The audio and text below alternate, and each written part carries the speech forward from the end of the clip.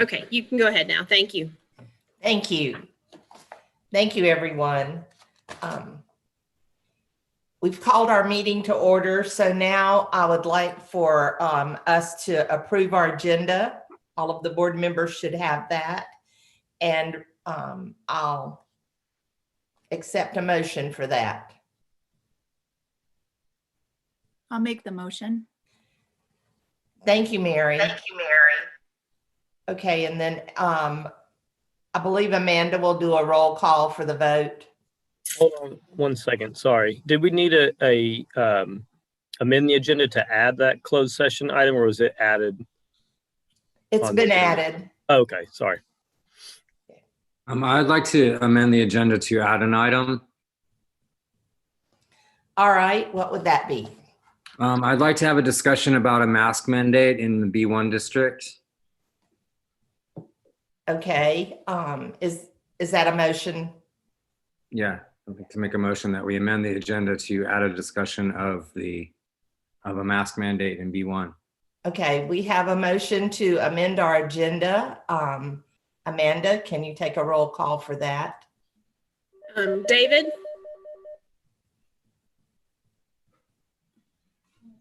I lost my window there. Yes.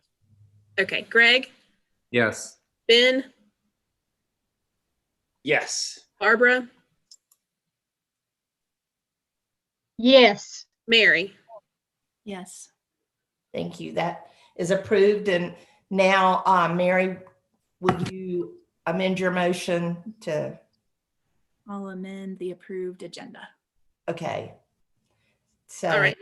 David? Yes. Greg? Yes. Barbara? Yes. Mary? Yes. Ben? Yes. thank you, everyone. Our amended agenda is approved. The next item on our agenda is public comment. And I understand we have no one who wishes to make public comment. So we will move on to our reports. The manager's report, the mayor's report. I really have nothing other than to say, welcome back, Paige. We've really missed you. Not that we didn't appreciate Mr. Morgan being here. And I want to thank him again for being here during your time off. So thank you. And also I had one other item that Christmas, we talked about making suggestions. I had several people who contacted me that had suggestions for what we could do during the Christmas season. And I am just going to pass those on to Julie. And she will talk to the promotions committee. I think they're working on those. So that's all that I have. David. Yeah, welcome back, Paige. We're all glad to have you back. The only thing I have is about the detour between Dillsboro and Sylva. I'm glad to see that bridge is open now, but the signage is non-existent. In fact, it still says road closed ahead. There's absolutely no sign showing that detour, and I've been just kind of waiting for those to pop up, but they haven't been. So I don't know if anyone knows what DOT's thinking is on that, but it's a detour. It'd be nice if people knew that it was there with some signage. Maybe we can contact them and ask them to at least take the road closed ahead sign down because it's not closed ahead. It's open. That's all I have. Thank you, David. I'm sure that Paige will look into that for us. So thank you. Greg. Nothing today, thanks. Welcome back, Paige. Thank you, Greg. Ben. Yeah. Hey, good morning, everybody. Paige again, welcome back and congratulations. I know it's hard to come back after you've been in the home thing with the new baby and everything, but we're glad to have you back. Just wanted to kind of remind folks that across the state, across the country, the COVID cases are going up. And, a lot of that has to do with moving inside. This is what we've been expecting. We're seeing more cases here. Currently, Jackson County has got 930 total cases, which was a pretty big jump. There's been a lot of outbreak on the boundary for sure. That's driving a lot of that, but here as well. And I just want to remind everyone to keep wearing the masks and distancing and washing hands. But a lot of these clusters that have been popping up are from family gatherings and weddings, funerals, and those kind of things. And those are events that a lot of times have to happen. But the problem is folks aren't respecting distancing and such. So please, requesting everybody out there to continue to do your part. And it's not a house on fire type picture here, and hopefully it doesn't become that if we do the right thing. So think about your neighbors and your family, and think about us who have to take care of everybody when they get real sick and wind up in the ER.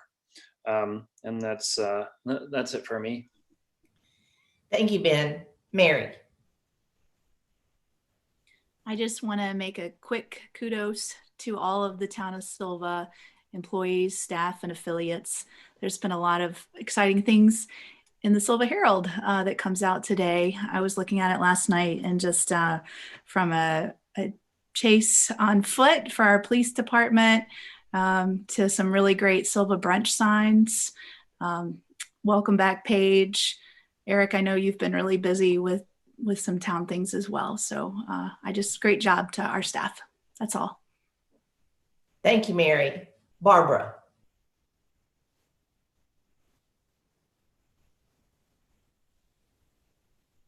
Barbara, I believe you're still muted. I'd just like to welcome Paige back. And I know this is difficult when you first have to go back away from your baby, but I know she's got good family to help her out. But I appreciate Mike taking over while she was gone. And I am seeing a lot of traffic here in Sylva. And I'm hoping the businesses are all getting some good business off of it. And I like those brunch signs. I think that's another good thing to promote downtown. So I've had some complaints from some of the businesses that they ask the people not to wear a mask. And they get highly indignant. Some of them, charge out that, nobody tells them to do something like that. So I'm glad that Greg's doing that, has added to our agenda to discuss that. So that's all I have. Thank you, Barbara. All right, that's all of the commissioners' reports. Now we will move on to the manager's report. Good morning, everyone. Thank you so much for the well wishes, and I'm very happy to be back. And I want to thank you all for hiring Mike as the interim. Everything is in great hands, and I truly appreciate it. And I appreciate all of his hard work.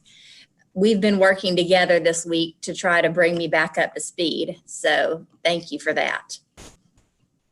And that's all I have for manager's report right now, but I'll be contacting you with things soon. Thank you, Paige. Next on our reports is Public Works. Jake.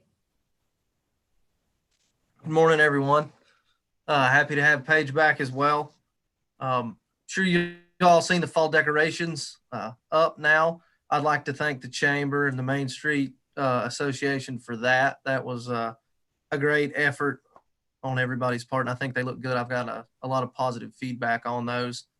The outdoor dining has been very well received as well, so I'd like to thank everybody that the mayor, you got the ball rolling on that, and that's been very good. And if you guys know anybody that isn't participating, that wants to participate, please put them in touch with us. We have barricades and gates still that we can use, so if somebody wants to participate and isn't, we can accommodate that as best we can. The Jake Brake signs are ordered and will be installed just as quick as they get here. That should be either early to midweek next week. I'm hoping. Fall leaf collections have begun. I'm sure y'all have noticed how many leaves are down in town. And so we'll be down. See us around picking up leaves. Coming up in the next several weeks, we'll be doing trail maintenance at Pinnacle Park. Be doing some traffic painting on Main Street and a fall tree trimming campaign here in downtown Mill Street and at the parks as well. A quick note about the landslide. We still don't have our report yet from Rick Wooten, who's the senior geologist with Diener. As soon as we get that, we'll be putting together a comprehensive presentation for you guys on that. We're just waiting to have as much information as we can before we move forward with that. I would also like to extend a sincere thank you to Mike. He's been phenomenal to work with these past 12 weeks or so, and I wish him well moving forward. That's all I have. Thank you, Jake, very much. And thank you for all that y'all are getting accomplished downtown. It's looking good. Thank you. Quick question. Yeah, did you have a question? Yeah. Again, thanks. That downtown is looking awesome. I noticed that the little crosswalk signs, I think they disappeared, but they're back up kind of out in the road. I don't know if that's Chris or Jake, but whoever it is, thanks. But Jake, when we had looked into getting those little signs that, they kind of screw into the ground and stick in the road a little bit. Any updates on getting those, if that's a DOT thing or if we can do that? We should be able to do that. Just everything else has kind of swallowed that up. We'll get back on that, Ben. I understand. Thank you. Mm-hmm. Thank you both. Now we'll move on to the police department. And I will say, you looked nice in the pink in the picture in the paper. Thank you very much, Mary. Good morning, everybody. I hope everybody's doing well. I'm going to take just maybe a little bit longer than what I usually do, just to update some folks and some what's been happening, and then also a little bit to remind folks a little bit about what we do here. And I got to say, first of all, we're really happy to have Paige back. We definitely missed her. We were blessed to have Mike Morgan here. We needed him, and he did a great job for us. So just as Jake said, I wish him well. Really good guy and a wealth of knowledge and experience. So really good to get to work with him. Just to sort of remind everybody, we're here at Sylva PD. We have 14 officers and one non-civilian employee. She's our clerk. And just some fun facts here. We've got an average here. We're as of right now, as I'm talking, we're fully staffed, and we've got an average. Our officers have an average of 10 years of experience. That's a total of 144 years of experience. And our command staff level, which is our top 4 officers who are the ones really making the bigger decisions here, we've all got over 20 years of experience each, and or as an average. And so our non-command staff members average about 5.5 years of experience. So we've got a young department from command level down, but from command level up, we've got lots of experience there. So just here recently, I had a wonderful opportunity to help Pineville select a new police chief. That was a really enriching experience. That's something I haven't done before. I've helped promote lots of officers and that kind of thing in our competitive processes, but never a chief. So that was really interesting. I learned a lot through that. And just to touch on some training that our officers have had in the last month, I'll just touch on some topics that they've been trained on. Legal topics, protection of individual rights, First and Fourth Amendments, de-escalation and decision-making for law enforcement officers, appropriate search and seizure procedures. Officers are scheduled in the future for crisis intervention training. That's a crucial training, but it's really hard to get right now because of COVID, because that training involves a lot of hands-on with the mental health system, and because of the COVID situation, we're not able to go into facilities and that kind of thing, obviously. So we're waiting on that, and then also we've got some officers scheduled for some additional implicit bias training that's coming up soon as well. We've had, since our last daytime meeting, and I missed that meeting because I was in the Pineville Police Department process helping them pick their new chief. But since that meeting, we've had a really, really good month, a busy month. And we've had a significant victory in a drug investigation we've been working on since I've been here, and much longer, I understand, which is good. We've had some real wins in the courtroom here that I think is going to honestly make a really a difference in our crime rate, and it's going to reduce the number of victims that we have here of crime. Some really powerful things have happened. It's been a good month in that area. And just to touch on one other thing, I always say we're busy. I always tell you that we are busy. Second, maybe only to some of the bigger protest events we've had, this has been our busiest month, hands down, since I've been your chief. And to give you just sort of a real quick rundown of that, right now we're on pace to have at the end of this year, which our year's only 20% of it left, and at the end of this year, if the projection's right, which I'm sure it will be, we're set to this year we will have 65% more calls for service officer actions than we had just last year. 65% more, which is a huge increase for us. And if you go back to 2016, it's about an 80% increase in need for our police officers as to what we had in 2016. So, and that's of course without additional manpower. We have more resources here and there, but so obviously our officers are really, really busy. And so when you hear me, I just want to kind of throw that out there. So when you hear me say we're busy, we're busy. We have lots to do. And hopefully, I feel like we're still getting the job done. There's a lot of things happening, and it seems like it seems like since the 2020 hit, it's been a crazy year for everybody, but it seems like the people need the police right now more than ever. So we're really seeing an increase. Moving on from that, real quick, I'm going to run down some numbers. I've had some positive feedback from giving you guys some numbers about what we've been doing. So I'm happy to do that. This year, we have had, we've worked 335 car accidents, 44 of them this month.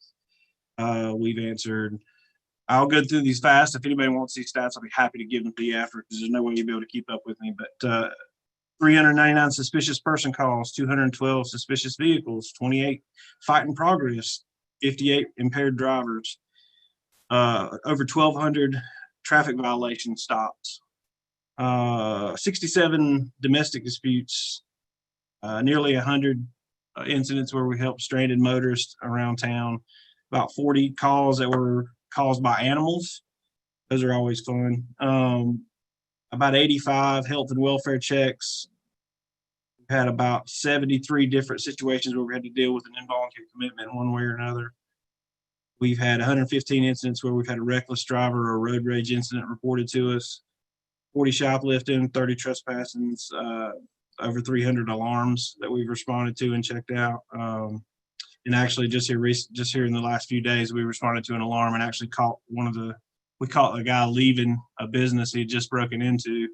And when we caught him fleeing the area, when we caught him, he actually had evidence of another breaking in there. And so that was a good one for us. When it comes to Narcan, we talked, like last month, we talked about, we were at 11, we're way over 15 now. We also had a really, because of HIPAA, I can't tell a whole lot of details on those Narcan situations, but I'll tell you that here about 2 weeks ago, one of our newest officers had a really, really, really cool experience where he was somebody was in unresponsive, and he was one of the first people there, and he was able to completely save this person's life by using Narcan, and he ended up taking multiple doses to get him to come back to consciousness.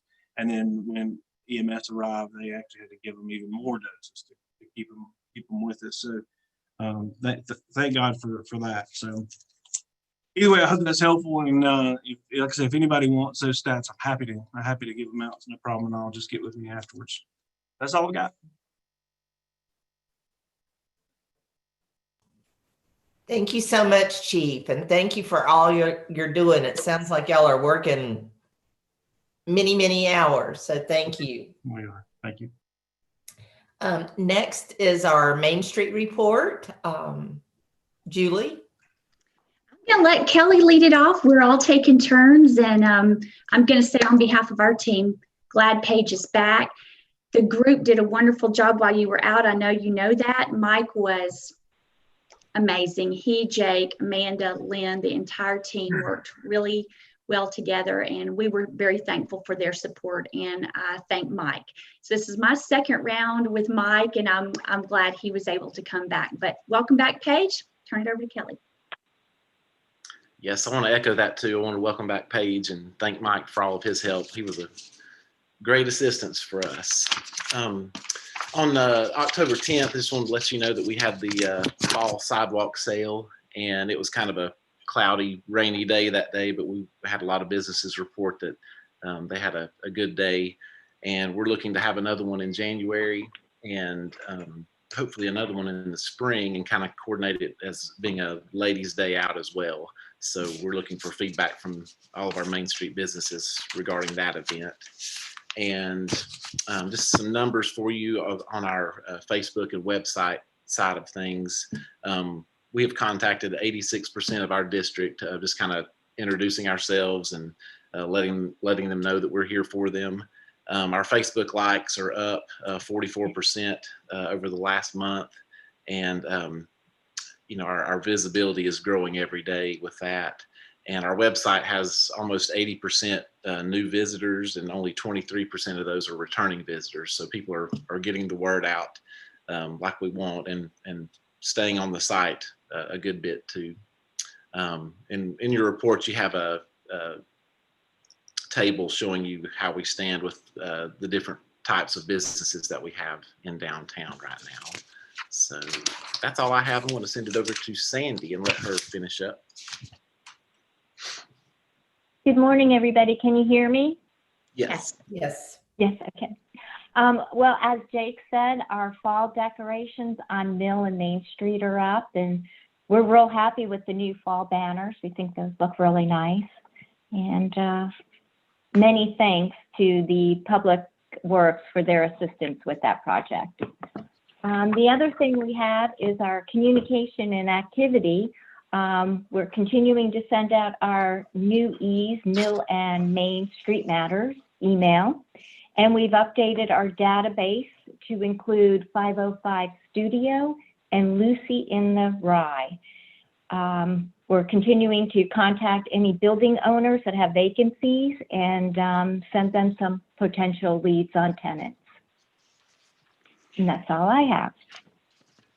I will wrap it up with just a couple of things. I'll follow up on Linda's Christmas idea. We collected ideas from the Main Street directors across the state, summarized those, and gave those to the promotions committee earlier in the week, and we're still getting responses in on that. So it's good to see what others are doing to give us some ideas about safety paramount and what might be accomplished here in our district.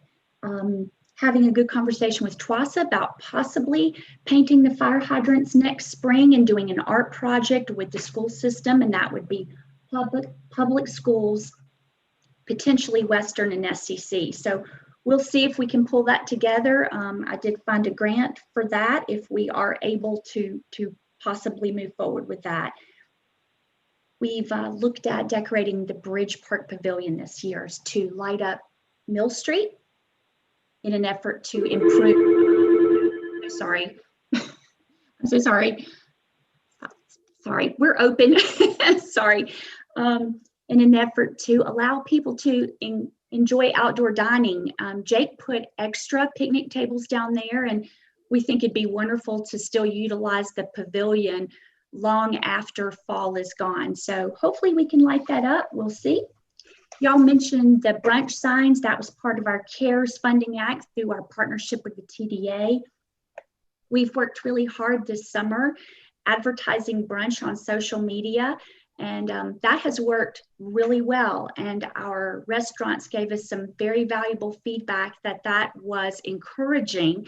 So we are working toward more of a campaign, especially during the winter months when we will not have as many tourists and guests here. So the signs are great. Love those signs. Thank you to the TDA for the monetary investment made on that. Wrapping up, again, WCU having some open houses coming up. We've reminded our district of that so they can be properly staffed with food and personnel.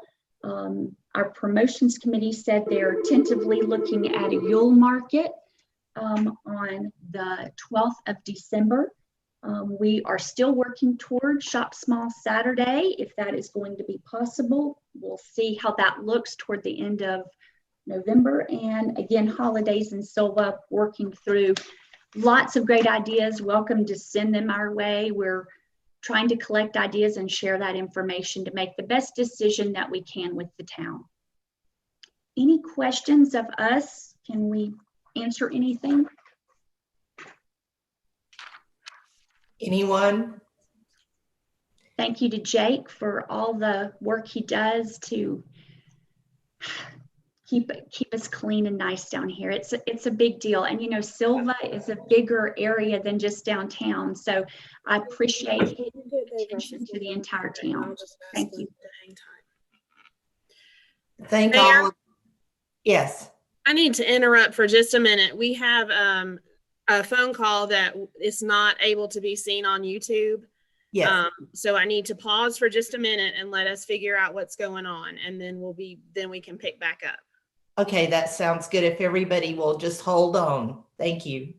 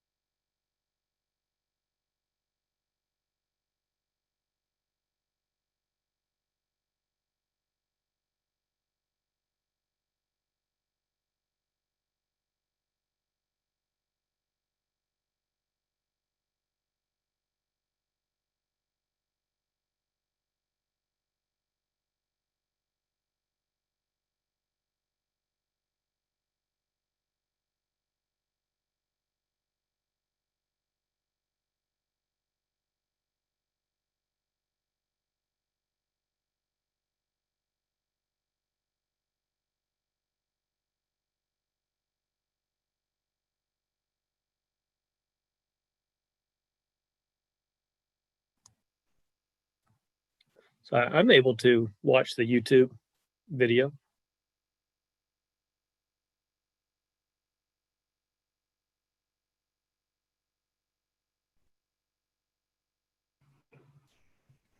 Apparently there's 2 channels and one is not working.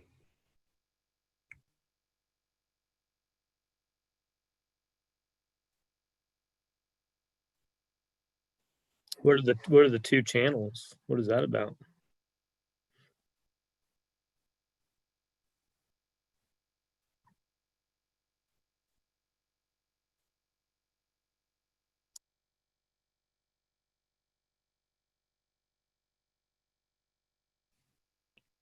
I guess you can subscribe and there's 2 options. And the one with 87 in parentheses in the beginning is the one that's working. That's what I can discern.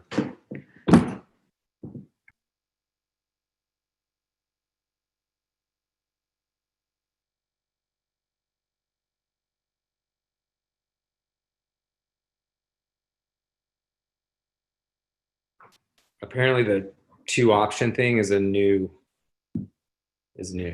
That's not happened before.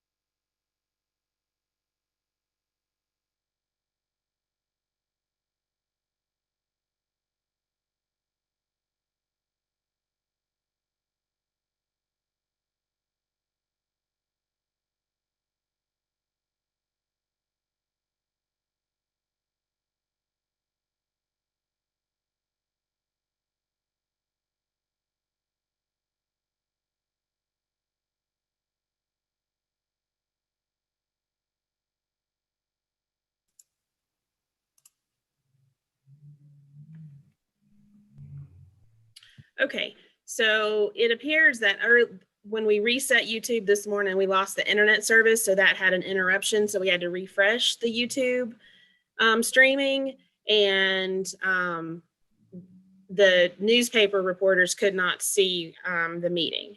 So we have that fixed now, and we're good to go. Thank you very much, Amanda. Before we move on to the planning board report, I would like to call on Chief Hatton again. He had another item for us. Yeah, I left something out. I'm sorry about that. Something I kind of a cool fact I thought. You think about all the different reasons why the police can be called. It's lots of different reasons, and most people know that we work traffic accidents and go to emergencies and that kind of thing. But I'm just not sure most folks realize the different variety of things we get called for. And so one of the things I asked our dispatch center for to prepare for this meeting was, how many different types of situations have we responded to?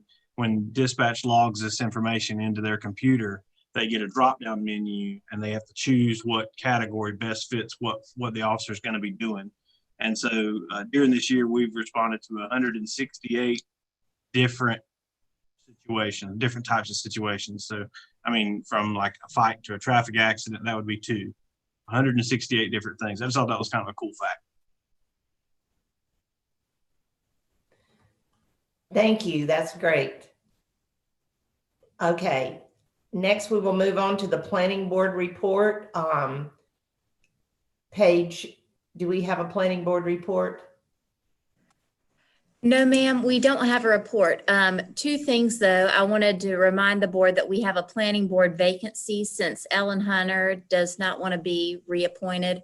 She's been on the planning board a really long time and has done a wonderful job, and the planning board is truly going to miss her. I'm going to send you all, again, the applications that we had from the last time we filled a vacancy.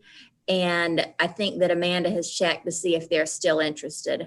But we can open that back up because I would like to have the planning board full again to work with Withers Ravenel on the zoning ordinance updates. And thank you guys for awarding the contract for that. I think that's going to be a great project, and it's something that, well, we have to do because of the legislative 160D updates, but because this is something the town has needed to work on for a long time.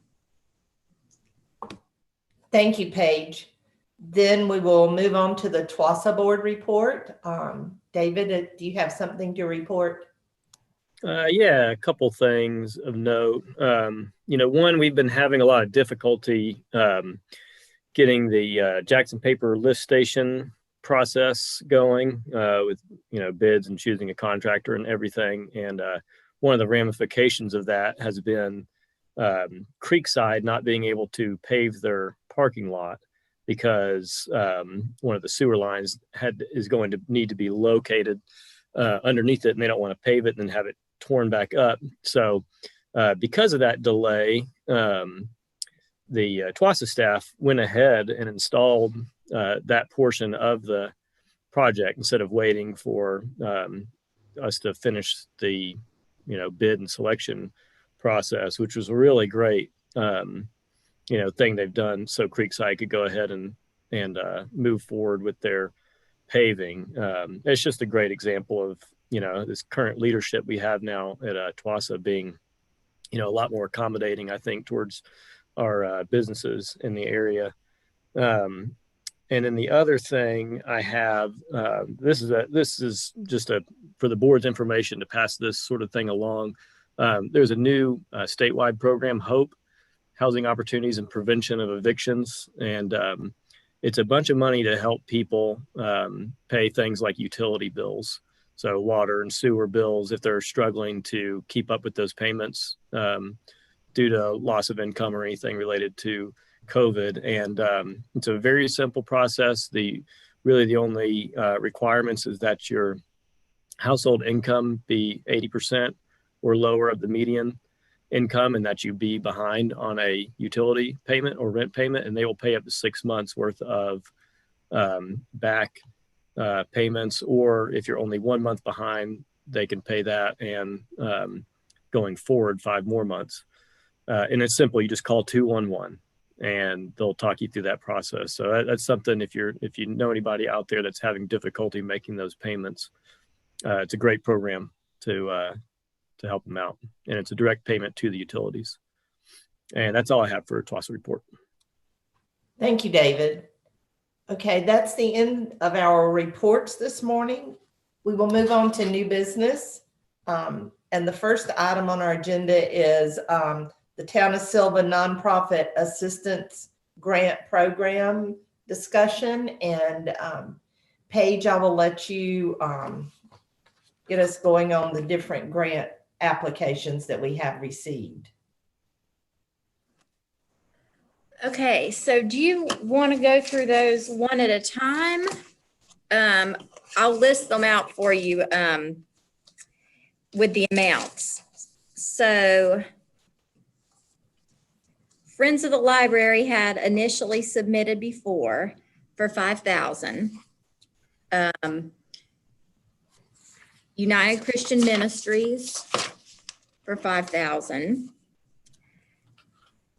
That was received, both of those were received October the 5th. October the 9th, we received one from Jackson Neighbors in Need, and the amount of that request was $3,000. Awake submitted October the 15th. They are requesting $4,965. And then Heights submitted the day before yesterday, and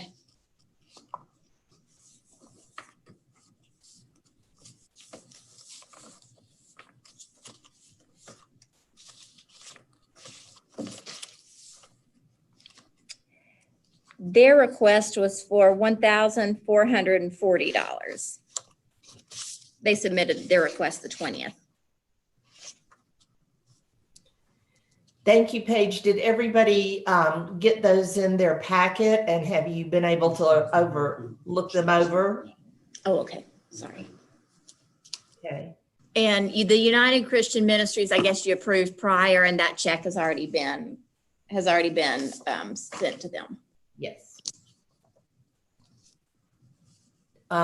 Is there any discussion? I'll open up the floor. Yeah. So, I looked at them. I thought the Neighbors in Need one was really good. And the Heights, especially the internet access. I'm still a little unclear on the Friends of the Library, how it meets the requirement for this grant, that it be COVID related. It's funding to the library, which is county funded. I mean, I'm not sure that one fits this grant. Awake, that's a really good organization. Does a lot of good work and helps out a lot of people in city limits. It's an awning, so certainly is within the COVID related expenses, especially if it helps them serve people in a more comfortable setting. So, I mean, I'm okay with those 3 additional ones. The Friends of the Library one, I'm still skeptical on, but willing to hear other people's opinions on that.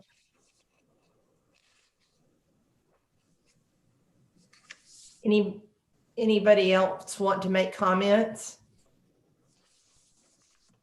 I think that we can award whatever amount that we want to, if we want to give something to the Friends of the Library, because maybe that would be used when the library can open for maybe extra computers or something for people that can't get to the internet and do their work. I'm not sure, but anyhow, I also wondered, we didn't hear from Community Table.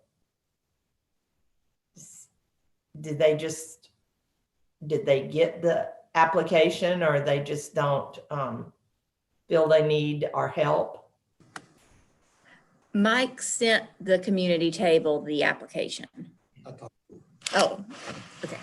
I'm sorry, Mayor. I've had conversations with Paige at the Community Table, but they have not sent anything in.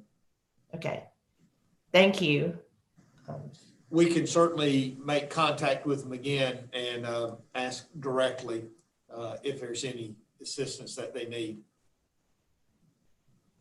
Okay. Yeah, Kelly. Yes, I just wanted to say that somebody came by our office late yesterday. It was like right before we were going to close and wanted to apply, and I sent them to town hall. So there may be one more coming in that came in. They came in late yesterday. It was right at closing time, but I just wanted to let you know. Yeah, and we wouldn't be closing this process today anyway, right? We'd just be awarding. We could always take more in the future. And even if we did award everybody, it looks like we'd still have a little cash left in that, from our 20, although not much, but so I don't know if anyone has any more opinions. Otherwise, you want an individual motion to accept certain ones? You want to discuss Mike each has one? something to say. Mike. I was just going to make a suggestion.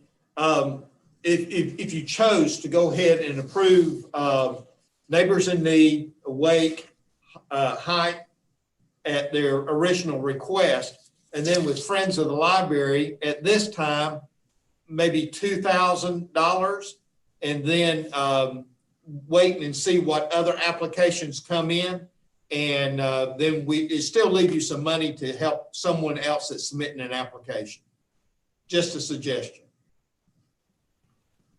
The pleasure of the board. Anybody else, or I'll call on David. Well, yeah, I was just going to say, but yeah, I'd like to get get these, at least some of them approved, or get a part of what other requests approved, just because like get the money out now, because now is when it's needed. Friends of the Library is a B1 storefront, so I feel like they could apply for some money. I certainly don't feel like 5,000 is the appropriate number for them. I would entertain a smaller number, and I would even entertain a smaller number than Mike suggested. So what's the pleasure of the board? Should we go through each one of them and award the grant that way? Okay. I'll go ahead and start. The Neighbors in Need request for heating. I mean, I think that's excellent. We've seen, that Hope, which is a utility aid, they got like 10,000 calls the first day or something. So I would make a motion. We approve the Neighbors in Need application for their full requested amount of, I think it was 3,000. Yes, $3,000. Right, of $3,000. Okay. We have a motion. Any other discussion on Neighbors in Need? Then Amanda, I'll ask you to take the roll of the votes. Mary, Yes. Barbara, Barbara. Barbara, Yes. Ben, Yes. David, David, Yes. Greg, Yes. Okay. So Neighbors in Needs application for the grant is approved.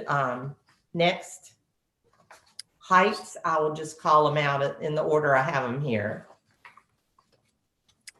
Yeah, I'll make a motion. We approve the Heights request for $1,440. Okay. Any discussion?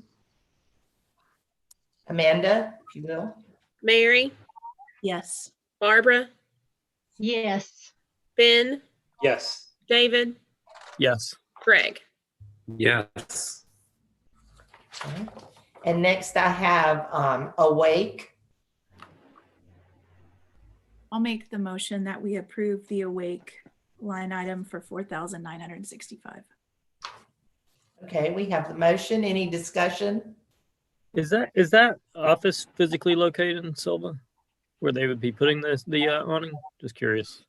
Yes. I know it's not a requirement. I just didn't know where they were located physically. They're in Eric's, where his office is.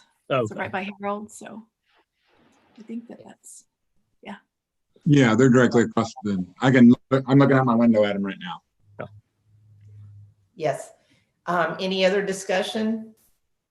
Then Amanda, will you call the roll? Mary, Yes. Barbara, Yes. Ben, Yes. David, yes. Greg. Yes. Motion carries, so thank you. Now, we should go back and revisit the Friends of the Library. Can I? I'd like to make the motion that we give Friends of the Library $2,000 because I'm on the library board and I know how much they help the library in itself. And they do a lot helping children with remote learning and things like that. So I think they deserve the $2,000. We have a motion. Any discussion? Okay, Amanda, would you? Mary, Yes. Barbara, Yes. Ben, Yes. David, David, Right. My audio doesn't kick on. Yes. Yes. Greg. Yes. Okay. That motion is approved also. So Paige, will you contact these people that have won the grants and let them know? Yes, we will do that. Okay. And just remind the public that I think that leaves us $3,595 still available if you want to try to get your grants in applications. Absolutely. That's correct.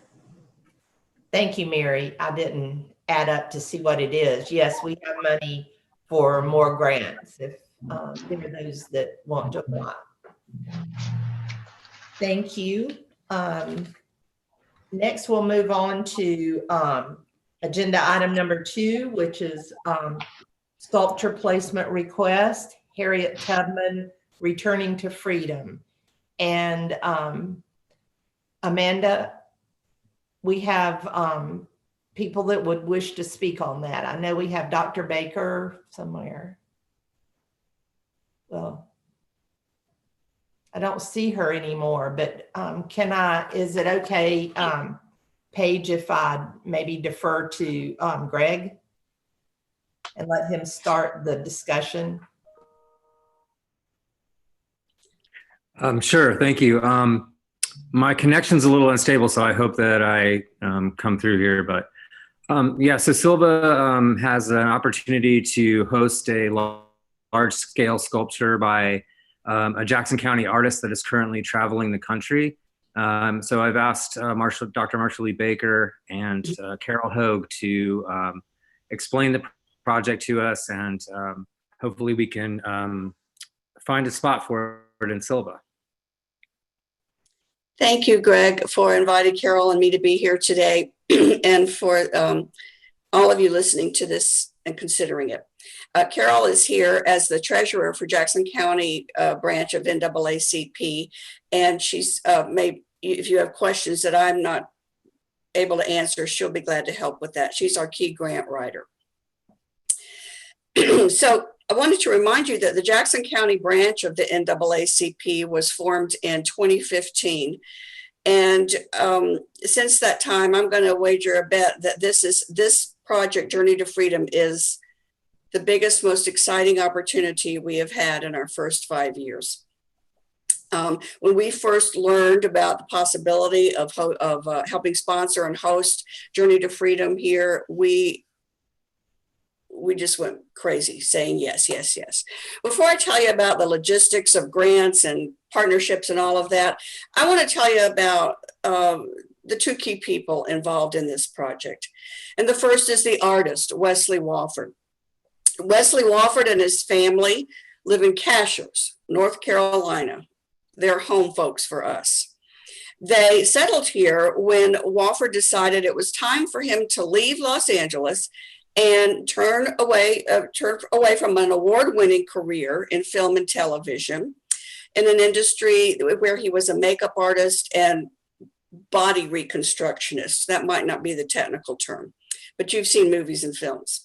The Woffords came here and they make their home here, they make their living here, and they're very excited about the possibility of sharing this particular sculpture with our residents, students, guests, and new visitors.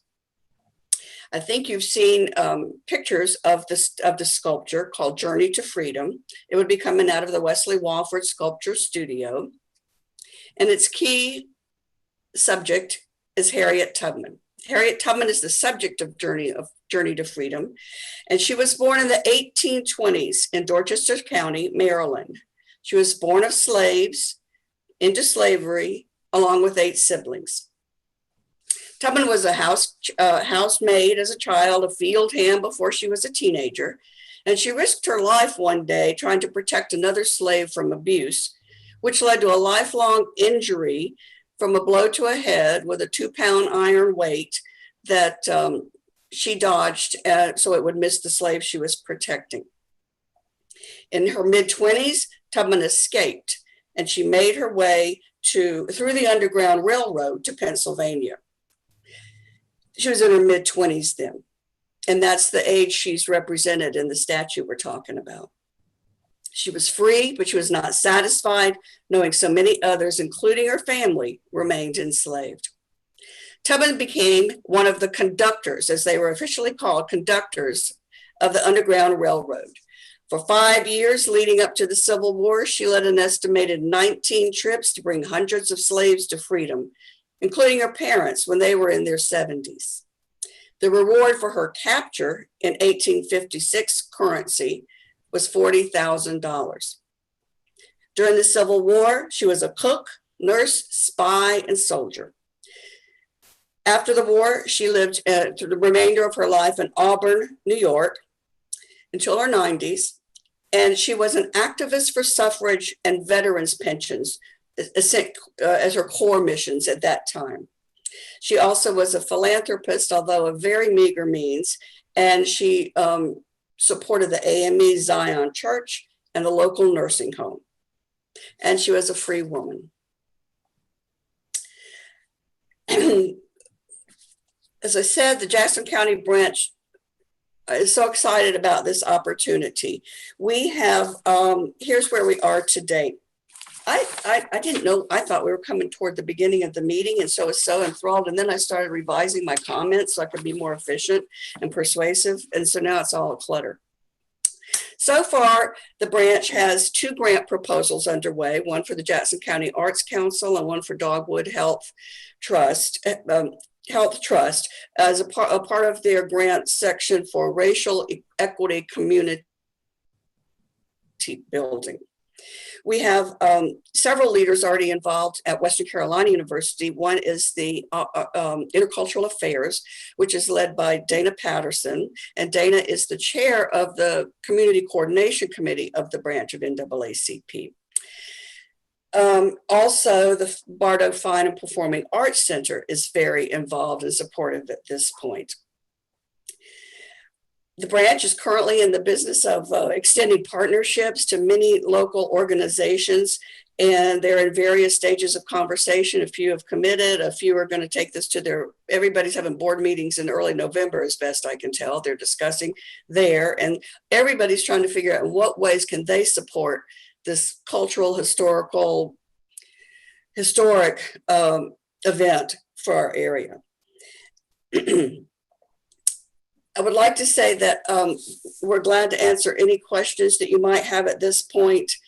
And I would mostly like to say that we look to and we count on our town commissioners to join us in this time and this place for a journey to freedom.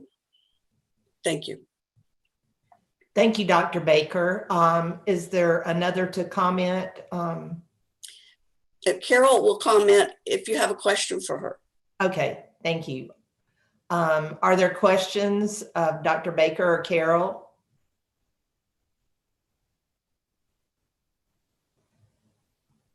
This sounds absolutely wonderful.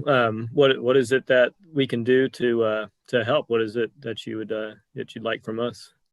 Well, I thought you'd never ask. Thank you, David. Well, I think I failed to mention that Wofford is holding a very specific time frame in 2021 for us. He has 3 months left, the spring months, March, April, and May, which would come up right after the winter, where people and money is down in our county, and especially in Sylva. He's holding that time frame for us. And one of the first things we need, other than money, is a place to locate the statue. And I might do well to ask Greg to speak to that, or Greg, if you want to pump back to me on it. Yeah, sure. So these guys are looking for a site to host the sculpture. So I would like for the town to sort of give an in-kind donation of a site for this sculpture to go for the 3 months that are available. Specifically, we were looking around downtown, and I think the most appropriate place would be in the Bridge Park, which is already under surveillance, and we're into the grant. So yeah, that would be my preference. But I'm open to any ideas that you might have about that too. And Greg was very considerate, explaining to me, talking with me about different places representing the branch. I was there to on-site do the tours of possible locations, and we're really hopeful for Bridge Park, but we're really mostly hopeful for a piece of town property that you could allow this to be placed on. They're also going to be Intercultural Affairs will be planning events and activities that will extend the influence of this project on the community into the fall semester. And there will be lectures, and there will be talks, and there will be all sorts of educational opportunities come from there. And we can imagine at Bridge Park having an opportunity for groups to visit in the spring and be able to place themselves safely, even during the pandemic, to do whatever their particular work and interest is right there on the site. Anyone else with comments? I'm excited about this project, and I think the Bridge Park is a perfect place for it. I think it'll be a wonderful addition to downtown, and I would love to make that motion. Okay, we have a motion, some discussion. Paige would like to make a comment. I love the idea, and I think Bridge Park is an ideal location for it. I just wanted to clarify, would it be covered, whose insurance would cover the sculpture? And I mean, hopefully we wouldn't have any damage, but just to just to prepare. Absolutely. And that's probably one of the most obvious first questions that really need answering. Carol can address that.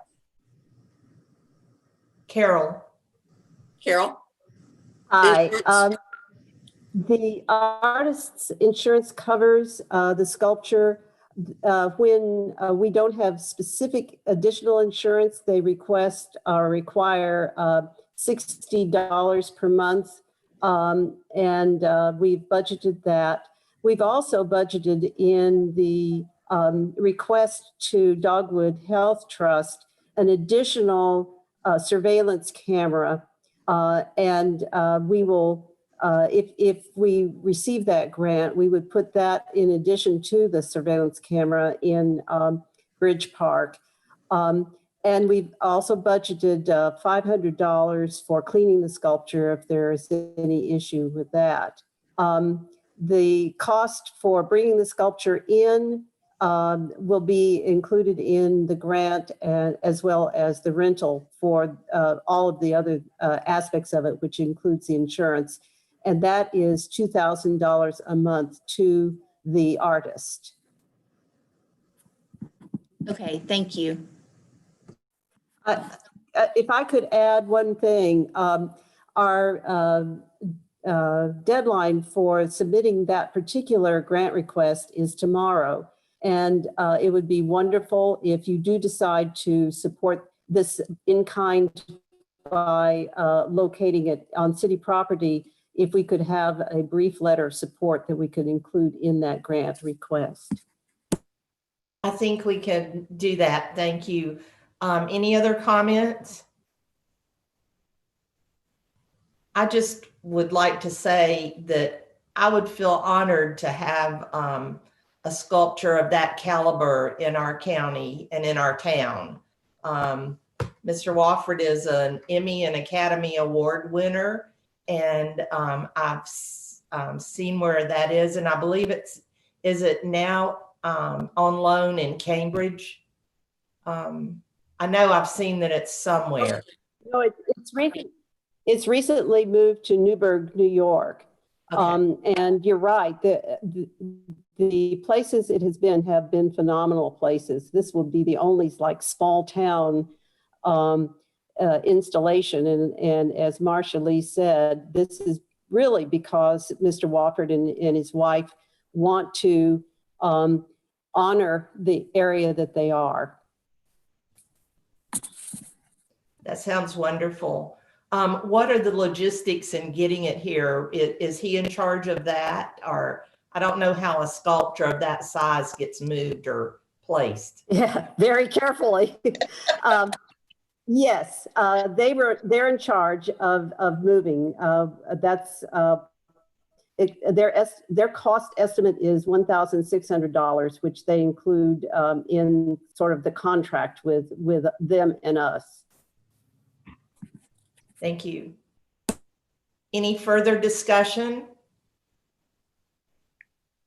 Then, yes, Jake. Would there be electrical requirements for uplighting at the site? That would be that would be great if we could get some light. Okay, that's feasible. We can probably make that work. Dr. Baker, I know we have. Pardon me. Did you have a comment? Well, I was going to say that we're fortunate to have a professional exhibit designer among us, Greg. Thanks. And Greg's, yeah, so, yeah. Go ahead. And, okay, so yeah. Jake, does Greg's response about the lighting, is that satisfactory? I think we got an unstable network. Would the sculpture be on the pavilion stage or out in the lawn, or where do we know? Has that been determined yet? At Greg's recommendation, it would be on that concrete pad right on the ground in front of the stage. Yeah, that's not an issue at all. it's doable, but much more difficult if you do it out in the lawn. But if you put it on that stage in the pavilion, that's a very easy thing to accommodate. Excellent. The pad is one of the key reasons that the Bridge Park is so desirable. So since the Bridge Park is already surveilled, like we have cameras that we can point at any direction at the Bridge Park. Maybe we could use that $500 that you were going to use for buying a surveillance camera to buy some temporary lighting that we could install there at the corners of that pad. And that's quite doable. I would ask if we can utilize the surveillance camera to surveil who is coming, because we'd like to use that also in our evaluation of the impact, the number of visits and the timing and that kind of thing. Jake. Even though there is currently video surveillance there, it would be my advice not to cut the additional camera from any budgets yet, because you may end up regretting that. Just because coverage, it's good, but you're going to want it to be, being that the statue doesn't belong to us and it's borrowed, I want to be able to say that we're doing absolutely everything we can to protect it. So it would be my advice to keep that money for that purpose. I would echo that also. Thank you, Jake. Thank you both. Any other discussions? Well, we have a motion from Mary. So if there's no further discussion, I would call for a vote. Lynn? Sorry, Amanda. Yes. Barbara?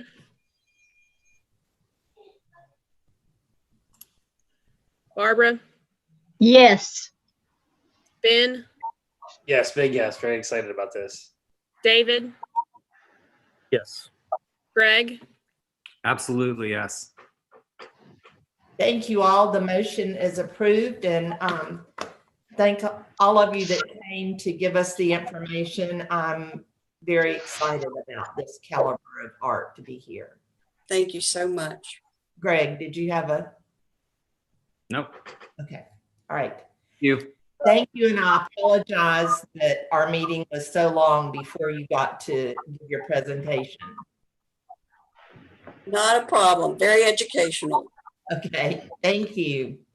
Now we will move on to the added item on our agenda page. Sorry about that. Who needs the letter of support from the town? Right. Or do you just want to call me with that? Yes, let me do that. Okay, just call town yes, hall I'll after the send you meeting. the. Or send me the details in an email. That would be better, please. That'd be easier. Thank you, Dr. Baker. Thank you, Paige.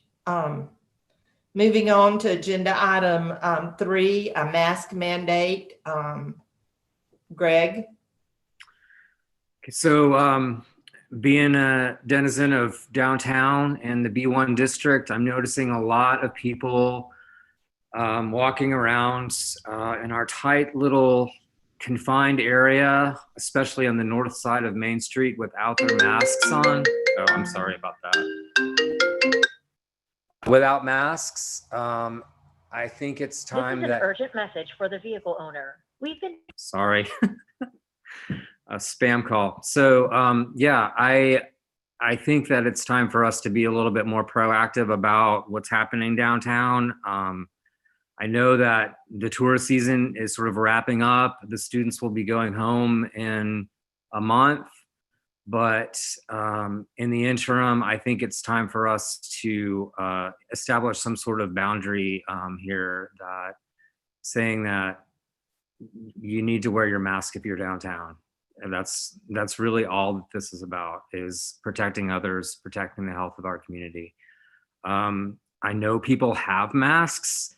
People are walking around with masks in their hands and not putting them on their faces. You have to have a mask to go into a business. The mask is in your pocket. Put it on your face. It's very simple. So I'm asking us to institute some sort of a mandate, maybe temporary 2-month mandate, that if you're downtown in the B1 district, you have to wear a mask. So can I talk a little bit? Yeah, please. Yeah, so we were talking about this last night. Sorry, it was kind of last minute type stuff. And I was talking to Eric a little bit, and thanks, Eric, for kind of getting some recommendations. Talked to Melissa McKnight at Jackson County Health Department also. Now, so there is a statewide mask mandate in place right now, but it basically says that if you can't be 6 feet apart, you got to wear a mask, and then, inside and that kind of stuff. So I think we're open to kind of add on to that in a way. So we could make it in like B1, like you need to be wearing your mask like all the time, walking up and down, whether if you're 8 feet apart or whatever, you still need to be wearing a mask going up and down the street. And I agree, because B1 is pretty tight going up and down the sidewalk. There's more evidence, even though it is outside, that virus can kind of hang around, a little more aerosolization can hang around a little bit longer in the air.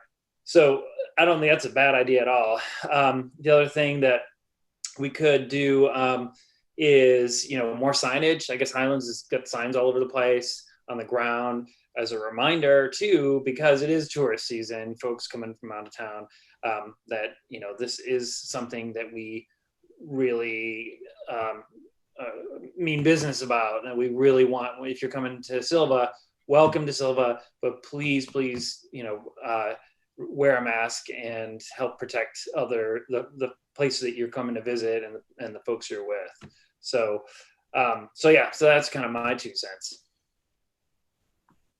Anyone else? I guess I just want to make sure that we are expressing something about, you're dining in town or having a beverage in town, or is it just mask mandate? I think the mandate, some of the mandates that have been passed, we've been looking at these in different towns. It excludes if you are eating. It would exclude if you're out in one of the little bump outs that we made. But if you're on the sidewalk or just in town in general. Barbara, did I see your hand?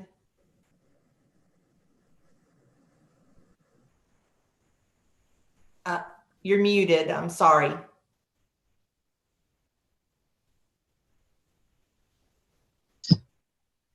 I'm thoroughly for this because I've noticed how many people are not wearing masks.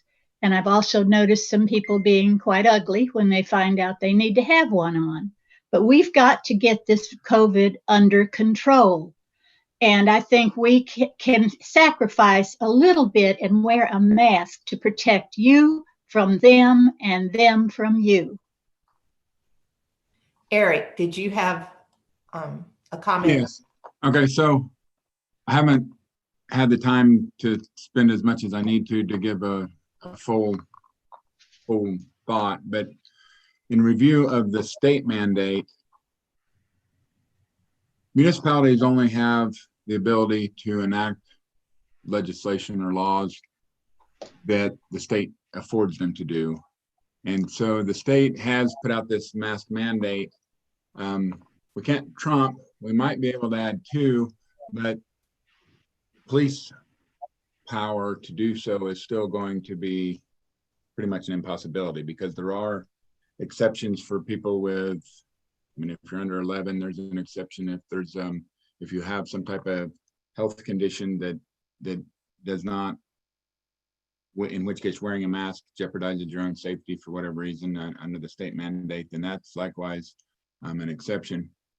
So I would, off the top of my head, I think the signage, maybe even just some temporary plastic posts that are maybe posted on the sidewalk that say, please protect our community and our citizens and our business shop owners, and wear your mask at all times, indoors, walking the streets or whatever.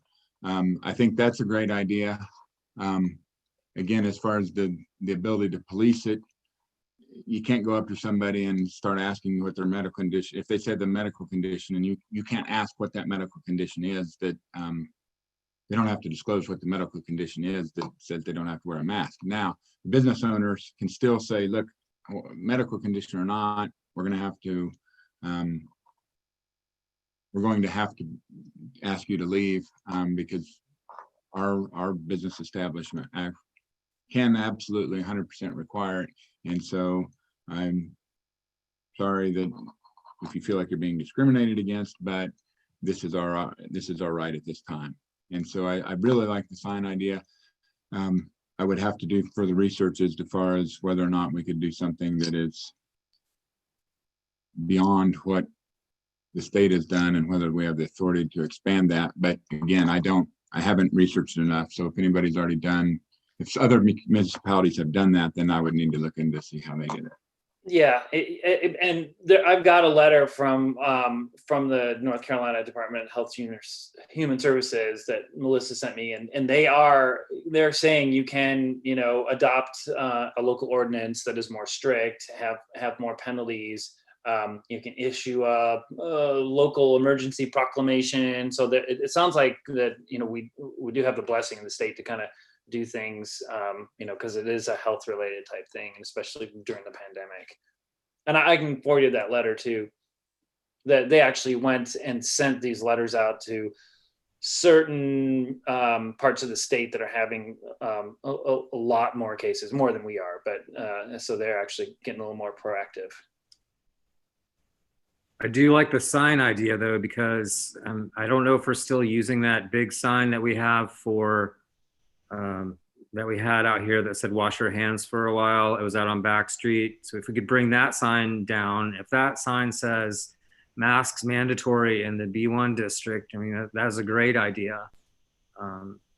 Just some sort of deterrent. I understand that we're not going to be policing. There's no foot patrol downtown to tell everybody to do this. But if people are seeing the signage and seeing the language saying that we're serious about this, then maybe that will help to get some people to put the thing on their face. Thank you, Greg. Could I suggest that we start with something like that? I'm not sure what Highlands is doing. Maybe Eric can, or Ben, you can send some things to Eric that talk about other towns that have done it. But I agree that I feel like signage would help remind people. Sometimes I loved the sign before, if that was the chief's idea to put that on Mill Street. So we just need to bring it back out and remind people and maybe get some other signs. I'll just add that Highlands, as in Macon County, they have had this mandate in place since March. Okay. Paige. I'm happy to call Josh Ward, Highlands manager, and see what they're doing. Highlands is unique, and half their town, or part of their town, is in Jackson County and part of it is in Macon County. Tax-wise, that's very interesting. But I think that my concern with doing it, I see what you're thinking, the line of thought with the B1 district, but to have that as an ordinance for a zone, for only a zoning district, I don't know that that makes sense. Well, I'm happy to say the whole town, B1, B2, B3, citywide. So could we get some extra signage, Paige? Do we, would we be able to do that with some of our funds that we have? I think extra signage is the easiest way to, or the easiest and the most visible way to do it. Yes, Jake. The signboard is currently on Ridgeway Street conducting a traffic survey. We can wrap that up whenever we need to and get that back. If you'd like it to go back on Mill Street where it was before, we can do that, or we can move it up on Main someplace too, so people see it as they drive in on either side or the other, or we can move it once a week or something like that, just to keep it keep that done. And if I think signage is a good idea too. I think there's some legal acrobatics that have to be investigated, but we can put up all the signs we want. So, and can we put some down on like sidewalks too? You know, how kind of similar to like they had the, you know, because like the 3 billboards, they had little signs kind of, but, or, you know, spray paint or well, spray, you know what I mean? But like little like masks, you know, mask reminders kind of around town in a way, you know, just get creative with it. Chalk, maybe. It's just Okay. not permanent enough. I've seen those signs other places. Maybe Jake can look into those sticky ones for the sidewalk. So what is the pleasure of the board? I think we should have Eric look into the ramifications of, or the way of conduct some language that makes you wear a mask downtown. Okay, Paige. I do still want to point out that I think it would be very difficult to write citations on this and have them enforced. But I think it's a great idea, especially additional signage. You know, I think the enforcement issue is sort of a non-issue. The mask mandate statewide is not enforceable. It's something that you have to do as a citizen to protect your fellow citizens. I don't think we're talking so much about enforcement. Okay, as long as we're clear on that.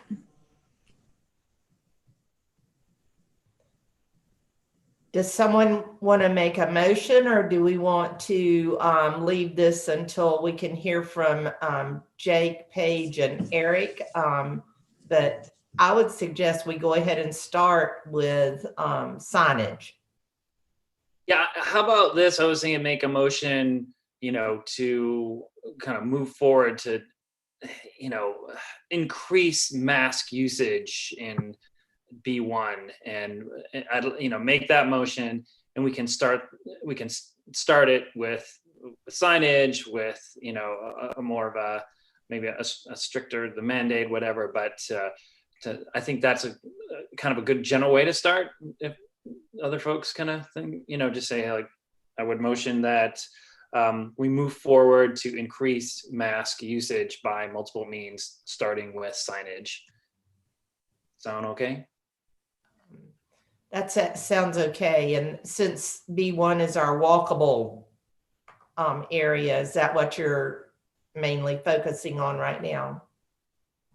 Yeah, I think so, Greg. You know, I mean, like, it's a good place to start. You know, I mean, I can tell you that there's a business in town that it's outside of B1 that they're like, well, we don't really want you to wear it. Well, you can wear a mask if you want or whatever. We don't enforce. But I went in there and it's like, nobody's wearing masks. And I'm like, sorry, you know, there's another place I go spend my money. So there's that too. I think there's also part of it to remind folks that, you know, people don't feel comfortable. People are worried, rightly so. And people don't feel comfortable in places where folks aren't wearing masks. So anyway, sorry, but yeah, start with B1, the walkable district. That's where we've seen, that's the most of our walking traffic, and that's where most of our sidewalks are. So I think that's a good place to start. So the mandate could be for all downtown or all of Sylva, but the signage we will start. Yeah, that sounds good to me.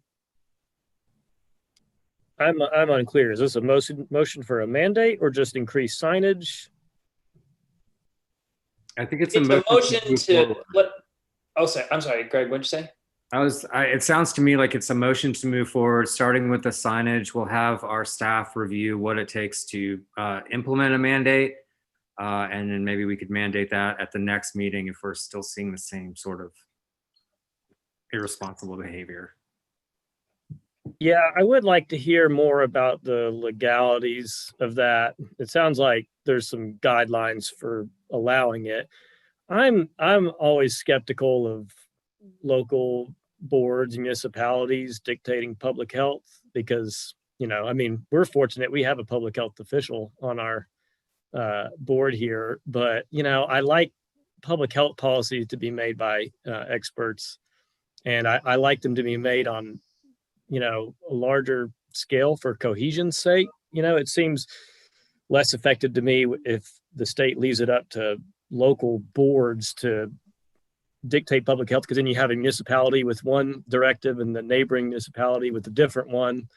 So I like the cohesion that it's a state mandate.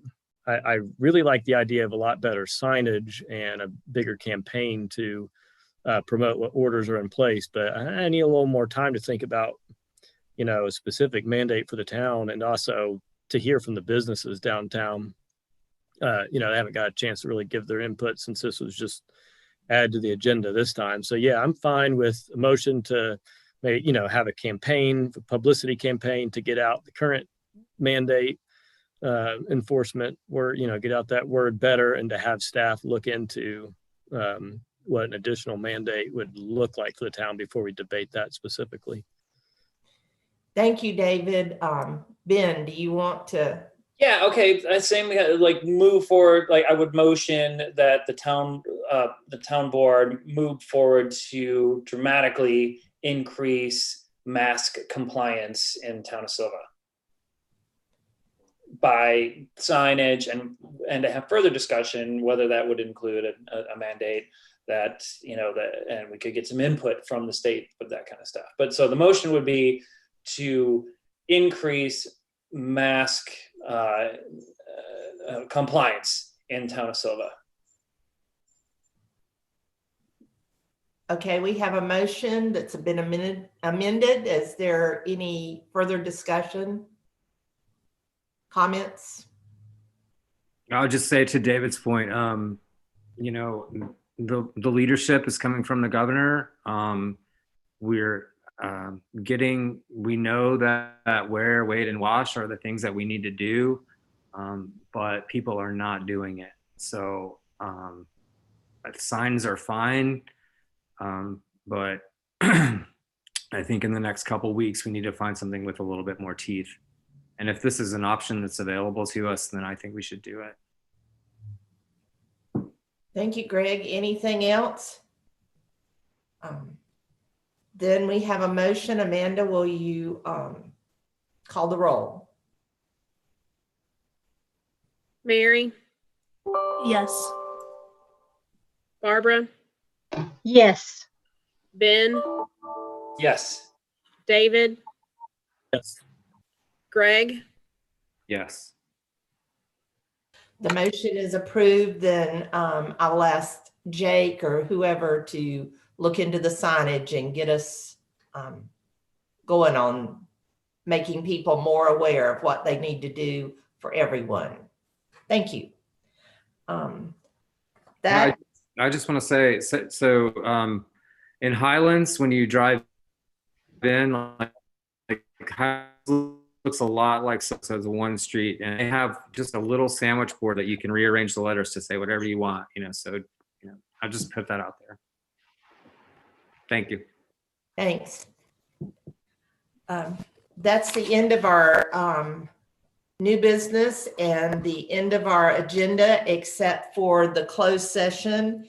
And may I get a motion to go into closed session pursuant GS 143-318-11A3 to consult with the attorney. I'll make that motion. Okay. Thank you, Mary. We have the motion. Amanda, could you take our roll? Mary?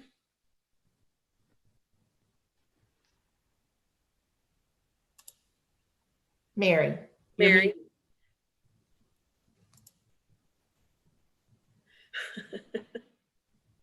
Yes. Barbara? Yes. Ben? Yes. David? David? Yes. Yes. Greg? Yes. Thank you. And what we need to do is leave this meeting, and we have another Zoom address to come into for our closed session. Is there anything else we need to know, Amanda, about that? No. Do So you have that link somewhere? You were sent that link this morning. Okay. And I will suggest maybe a 5-minute break before we start that.